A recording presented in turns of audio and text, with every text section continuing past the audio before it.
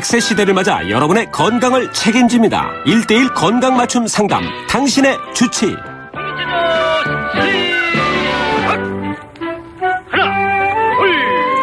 당신의 전성기 오늘 2부 순서 함께합니다.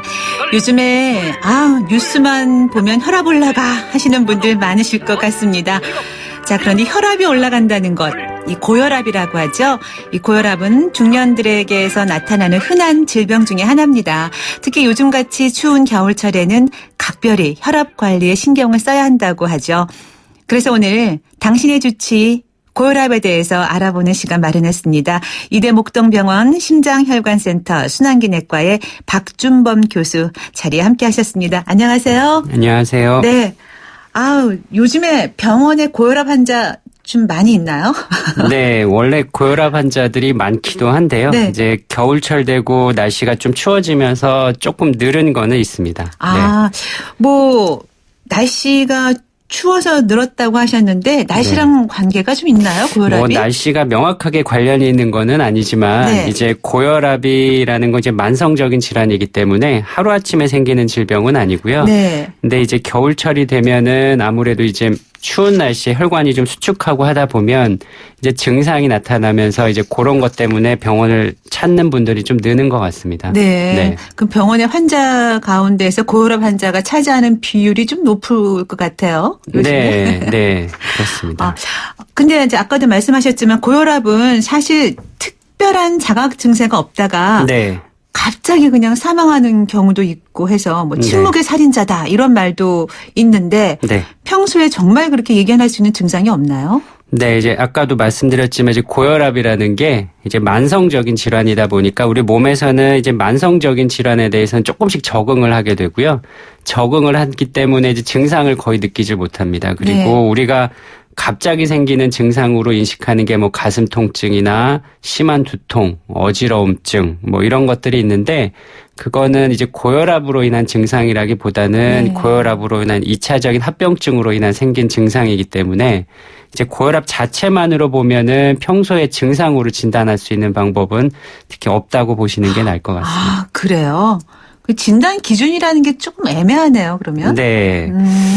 그래서 보통 이제 보건소나 이런 데 가시면 혈압계들 많이 있고 요새는 관공서에도 혈압계가 좀 있더라고요. 이제 기다리신 어르신들 혈압 잴 수 있게. 거기서 재보면은 이제 위쪽 혈압이 나오고 이제 아래쪽 혈압 두 개가 나오는데 그 숫자를 가지고 보통 진단을 하시게 되고요.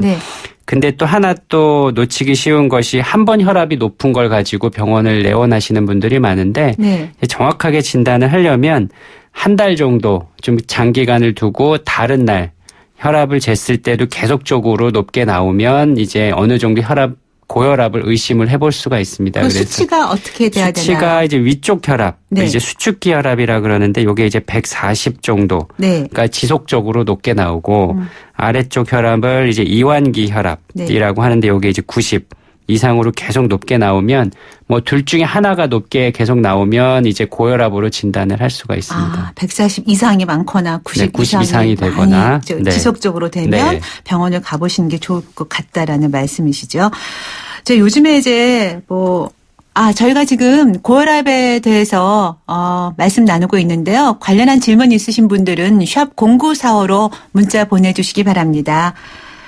영화나 드라마 같은 거 보면은 왜 충격적인 상황이 오를 때 혈압 오른다면서 뒷골 땡겨 뒷목이 어떻다 그러면서 이제 그런 장면이 많이 나오는데 혈압이 오르면 정말로 그 뒷골이 당기는 건가요? 그거는 저도 참 궁금해가지고 좀 문헌을 찾아보고 책을 찾아봤는데 정말 혈압이 올라서 뒷골이 당긴다기보다는 그 상황에서 어떤 스트레스라든지 갑자기 충격을 받았을 때 이제 근육이 확 긴장을 하면서 뒷골이 아픈 것이고요. 혈압이 갑자기 올라갈 때 뒷골이 당기는 건 아니고 혈압이 갑자기 올라가게 되면 아까 말씀드렸던 것처럼 머리가 아프다든지 어지럽다든지 가슴이 답답하고 또 숨차고 이런 증상이 생길 수는 있습니다. 뒷골 땡겨 이거는 이제 스트레스 때문에. 스트레스가 큰 원인이겠죠. 그렇군요.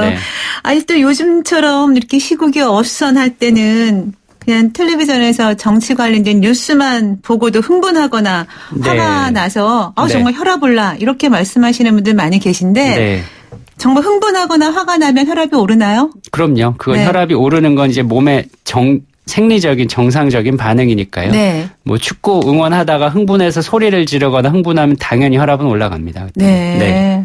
가급적 그렇게 막 심하게 흥분하는 일은 좀 삼가해야겠네요. 좋은 일로 흥분하면 좋죠. 아, 그렇죠. 네, 그거야, 그렇죠. 네. 자, 아까 초반에 요즘에 이제 날씨 때문에 또 병원을 찾는 고혈압 환자가 조금 늘었다는 말씀을 하셨는데, 뭐, 춥다고 해서 겨울철에 외출을 안 하거나 뭐, 야외 활동을 무조건 삼가할 수는 없잖아요. 네. 네. 어떤 점들을 주의를 해야 될까요? 이제 추운 겨울에라고 해서 집 안에서만 계시는 거는 그렇게 좋지는 않고요. 네. 다만 이제 고혈압이 있는 분들이나 이제 그걸로 인한 이제 심근경색, 심장에 문제가 있는 분들은 갑작스러운 온도 차이가 제일 위험하기 때문에 이제 추운 겨울철에 좀 삼가하라고 제가 말씀드리는 거는 이제 갑작스럽게 추운데 나간다든지 뭐 운동을 하기 위해서 새벽에 운동을 많이 한다든지 이런 건 좀 피하셔야 되고 네.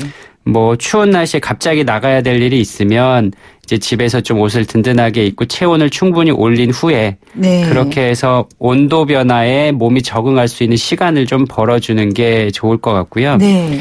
그리고 이제 대부분 혈압 있는 분들이 흡연하시는 분들이 많은데 네. 제일 위험한 게 이제 고혈압으로 인한 심근경색, 그 중에서 제일 위험한 게 흡연이 위험인자인데요. 아. 추운 날씨에 담배를 피시는 게 제일 위험합니다. 그래서 네. 응급실로 오시는 심근경색 고혈압 환자들 중에 제일 흔한 것 중에 하나가 이제 새벽에 슬리퍼 끌고 담배 피려고 나갔다가 큰 위험을 당하시는 분들이 많은데 네. 이처럼 이제 온도 차이가 급변할 때는 체온을 충분히 올린 후에 나가시는 게 중요할 것 같습니다. 네, 그렇군요. 새벽 운동 좀 가급적 삼가시고 뭐 금연은 당연한 거죠. 그거는 건강한 사람들도. 필수고요. 네, 네. 필수입니다. 자, 5574님. 술은 고혈압이 어떤가요? 저희 남편은 고혈압 약을 먹으면서도 술을 매일 먹어요 하셨네요. 네. 뭐 술에 대해서는 뭐 여러 가지 문헌들이 과도한 음주는 무조건 나쁜 건 확실한데 네. 적절한 음주가 이제 좋다는 문헌도 있고 적절한 음주도 좋지 않다는 문헌들도 있는데 대략적인 얘기는 이제 적절한 음주는 어느 정도는 도움을 줄 수 있다고 돼 있고요. 그래서 뭐 상식적으로 생각할 때 모든 술에서의 한 잔, 그러니까 뭐 와인 한 잔, 맥주 한 잔, 뭐 소주도 한 잔, 딱 그 정도까지만 드시는 거는 어느 정도는 도움을 줄 수 있는데 그 이상의 술은 아무래도 좋지 않고요. 혈압을 올리는데 가장 좋지 않습니다. 네.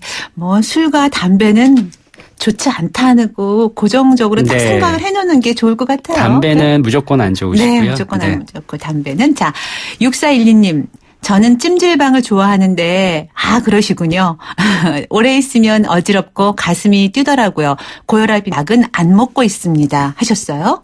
네, 그 아까도 말씀드린 것처럼 이제 뜨거운 곳에 간다거나 하면은 혈압은 올라갈 수 있고요. 그러니까 갑자기 차가운 곳에 가는 것도 마찬가지로 그쵸. 갑자기 뜨거운 그쵸. 곳에 온도 가는 변화가 갑자기 변화하게 되면 몸에서는 이제 생리적으로 네. 그거에 이제 적응하기 위해서 반응을 하게 되는데 가장 큰 문제는 이제 찜질방에 있다가 밖에 나오면 온도차가 갑자기 확 떨어지죠. 그렇죠. 그런 급작스러운 온도 변화가 더 위험하다고 보시면 됩니다. 그리고 가슴이 뛴다든지 두근거린다든지 답답한 거는 이제 고혈압으로 인한 증상이라기보다는 이제 갑작스러운 온도차 때문에 몸에서 반응을 급격하게 하니까 뭐 일시적으로 부정맥이 생길 수도 있고 두근거리는 게 생기는 거죠. 그건. 네. 네. 좀 조심하셔야겠네요. 네. 네.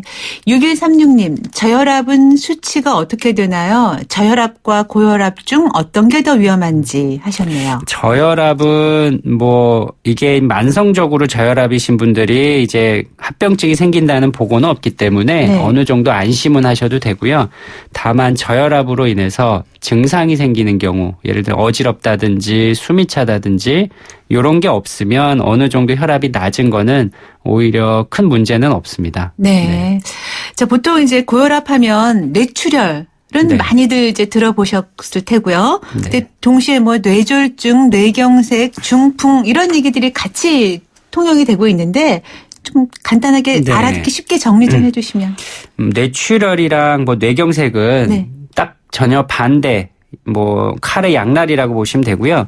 뇌출혈 같은 경우에는 혈관의 압력이 너무 높으니까 네. 혈관에서 좀 약한 부분으로 터지면서 피가 출혈되는 것. 네. 요거는 그냥 쉽게 이해하실 수 있는데 네. 뇌경색이라고 하는 거는 혈관이 막히는 거죠. 그래서 네. 혈관이 막히면 그 부분에 해당하는 뇌가 역할을 못하니까 마비가 된다든지 말을 못한다든지 이런 게 생기는 거고 네. 그럼 그 혈관을 막는 혈전, 핏덩어리는 어디서 생기는지는 대부분 이제 심장에서 생기는데 네. 심장이 부정맥, 특히 이제 심방세동이라는 부정맥이 있는데 요거는 심장이 정상적으로 수축을 못하고 불규칙하게 뛰는 경우에는 심장에 혈전이 많이 생겨서 요게 이제 머리로 날아가게 되면 이제 뇌경색, 중풍이 되는 것이죠. 근데 요 심방세동의 원인 중에 대표적인 게 이제 고혈압이고요. 네. 그리고 고혈압으로 인해서 심방세동이 생긴 분들도 고혈압을 계속적으로 관리를 못하면 혈전이 더 많이 생겨서 뇌경색이 생길 확률도 한 2배, 3배까지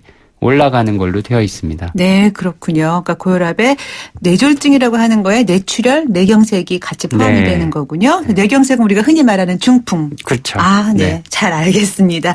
자, 그런데 지금 5461님, 혈압약 먹지 않고 고칠 방법은 없나요? 하셨어요. 그래서 처음에 병원 오시는 분들 혈압을 재봐서 어느 정도 이제 경계선에 있는 분들은 일단 약을 바로 시작하지는 않고요. 네. 이제 비만이신 분들은 체중 관리 조금 하시고 식이 조절, 좀 짜지 않은 음식, 그다음에 콜레스테롤 이제 기름기 많은 음식 좀 피하시고 네. 이제 야채 위주 신선한 과일 이런 거 위주로 음식 조절하시고 그다음 운동은 이제 유산소 운동 이제 우리가 조금 운동을 하면 땀이 날 정도로 한 30분씩 뭐 이 정도만 일주일에 한 서너 번 꾸준히 하시면 대부분은 약 없이도 관리가 되기 때문에 네. 뭐 그게 가장 중요하고요. 하지만 혈압을 측정했는데 경계선이 아니고 많이 높다. 그럴 때는 약을 같이 병행하는 게 가장 중요합니다. 네.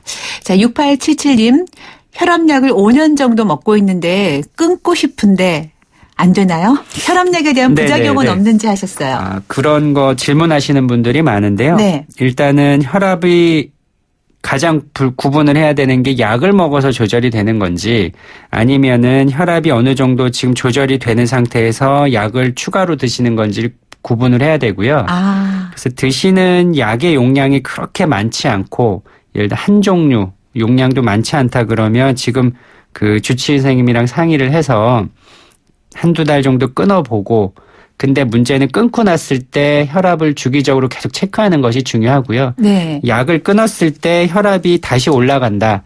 그러면은 이건 약으로 인해 조절이 된 거기 때문에 그냥 약은 꾸준히 드시는 게 중요하고요. 네. 만약에 약을 끊어봤더니 혈압이 유지가 잘 되더라.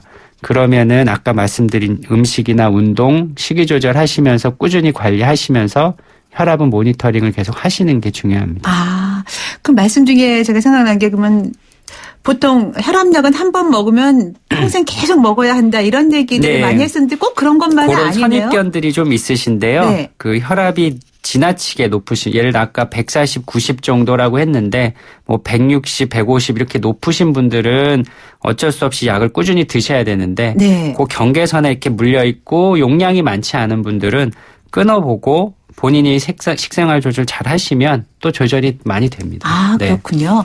자, 6712님. 저는 당뇨를 앓고 있는데 혈압도 높습니다. 고혈압하고 당뇨가 상관이 맞나요? 하셨네요. 네, 이제 고혈압이랑 당뇨는 항상 같이 다닌다고 보시면 되고요. 그리고 당뇨가 있는 분들은 이제 고혈압 조절을 더 엄격하게 해야 됩니다. 그래서 보통 아무런 지병 없이 고혈압만 있는 분들은 어느 정도 혈압이 높아도 관리하면서 아까 말씀드린 데 조절해도 되지만 당뇨가 같이 있는 분들은 혈압을 더 내려야 되기 때문에 그때는 이제 약물 치료를 병행하시면서 네. 혈압 관리를 조금 더 잘 하셔야 나중에 이제 만성적으로 60이 넘어갔을 때 다른 합병증이 생기는 거를 막을 수 있습니다. 아, 네. 그렇군요. 자, 1201님. 제 아들은 20대 중반인데 혈압이 너무 높습니다. 과체중이고요. 젊은데도 혈압약을 먹어야 하는지 걱정입니다. 20대 중반인데. 네. 저희 환자분들 중에서도 뭐 20대, 30대 환자분들이 많은데 고혈압 환자. 네, 네. 고혈압 환자분들이 많은데 뭐 160, 150 그렇게 나오더라고요. 근데 대부분은 조금 비만이신 분들이 많기 때문에 체중 관리를 좀 하시고 그다음에 대부분은 또 흡연을 하시는 분들이 많기 때문에 담배를 끊고 술 끊고 또 술 먹다 보면 또 기름진 걸 먹게 되니까 네. 그런 조절이 첫 번째고요. 네. 그리고 지나치게 혈압이 높다면 그 조절과 더불어서 약을 좀 같이 시작하는 게 오히려 도움을 줄 수 있을 것 같습니다. 아, 그렇군요. 아무튼 술, 담배는 백해무익하단 말이 말씀 들을 네, 때마다 느껴지는 거고요. 백해무익하죠. 예, 그리고 네. 비만하지 않도록 조심해야 네, 되는 체중 거. 관리. 예. 505 하나님. 동맥경화로 혈압약을 먹고 있는데요. 무슨 관계가 있나요? 이 약을 먹었더니 갑자기 힘이 없고 심장이 두근거리는 증상이 가끔 나타납니다. 특히 운동을 하거나 일을 많이 할 때도 이것도 혈압약과 관계가 있나요? 네, 심장이 두근거린다고. 네, 지금 동맥경화 때문에 약을 드신다 그러면은 아마도 그 안에 혈압약이나 이런 게 포함이 돼 있을 거고요. 네. 또 하나는 이제 혈관에 찌꺼기가 생기면서 혈압이 높아지기 때문에 그 혈액 안에 지방질을 낮춰주는 약들 그런 것도 포함이 되어 있을 텐데 이 동맥경화가 있는 분들은 대부분 이제 다른 지병들이 같이 동반되어 있는 경우들이 많아서 이제 두근거린다든지 이런 부정맥이 동반될 수 있고요. 네. 약으로 인해서 생기는 거는 가능성은 좀 많이 떨어질 것 같습니다. 네. 그렇군요. 자, 3260님, 고혈압도 유전인가요? 저희 아빠는 뇌경색으로 쓰러지신 적이 있습니다. 고혈압 약을 오랫동안 복용 중이십니다. 하셨네요. 고혈압이 네. 유전이냐고. 뭐 유전적인 소인이 있다고 돼 있고요. 네. 그래서 가족력, 예를 들어서 가족이라고 하면 이제 남편이나 와이프는 아닌 거죠. 의학적으로는. 그래서 피를 섞고 있는 이제 형제, 자매, 할아버지, 아버지 중에서 고혈압으로 인한 가족력이 있다든지 네. 그로 인한 심장 뇌 질환이 있는 경우에는 본인에게도 위험이 올라가기 때문에 조금 더 관리를 하시는 게 좋습니다. 네. 유전적이라는 말씀이시네요. 유전적인 소인도 좀 있습니다. 아, 그런 소인도 좀 있다. 네. 아우, 지금 겨울철 되니까 이제 뭐 연세 드신 분들은 더 조심을 하셔야 될 것 같고요. 지금 네. 말씀 들어보니까 또 젊은 층에서도 네. 이제 비만인 경우에 특히 이렇게 고혈압 환자가 많이 찾는다고 하셨는데 그러면 고혈압 관리를 위해서 네. 가정에서 네. 평소에 뭐 예방을 한다던가 하는 방법이 좀 있을까요? 물론 아까 뭐 꾸준히 그 혈압 측정을 하라고 하셨는데 일반 집에서 그거 하기는 쉽지는 않거든요. 어렵죠. 네. 네. 그래서 예방법이 있으면 좀 말씀을 해 주시죠. 예방법은 이제 제일 중요하고 가장 쉽게 할 수 있는 건 이제 음식이고요. 음식. 좋은 이제 음식, 나쁜 음식 뭐 있나요? 음식은 좀 짜지 않게 드시는 게 제일 중요한데 어쨌든 소금기가 들어가면 짜게 되는데 네. 우리나라 음식이 좀 짠 부분들이 많습니다. 그래서 네. 그렇다고 안 먹을 수는 없기 때문에 네. 그 보통 권장량이 소금이 하루에 4g 정도인데 이게 가늠해 보면 뭐 간고등어 반 토막, 찌개 한 그릇 반 정도인데 뭐 국물을 마시지 않고 건더기 위주로 드시면 어느 정도 조절이 되고요. 그다음에 유산소 운동 열심히 하시고 신선한 채소, 과일 이렇게 많이 드시는 게 제일 중요하고 혈압 같은 경우는 이제 병이 있으신 분들은 이제 혈압계를 집에 놓고서 주기적으로 체크하는 게 좋지만 없으신 분들은 이제 요새 관공서나 이런 데 많으니까 네. 수시로 좀 본인이 재보면서 평소 혈압을 좀 알고 계시는 게 중요할 것 같습니다. 네. 오늘 날씨가 추워져서 각별히 혈압 관리에 신경을 써야 하는 분들이 많이 계실 텐데요. 당신의 전성기 오늘에서 함께한 당신의 주치의 오늘 이 시간에 이대 목동병원의 심장혈관센터 순환기내과 박준범 교수와 함께 고혈압에 대해서 말씀 나눠봤습니다. 오늘 말씀 감사합니다. 감사합니다.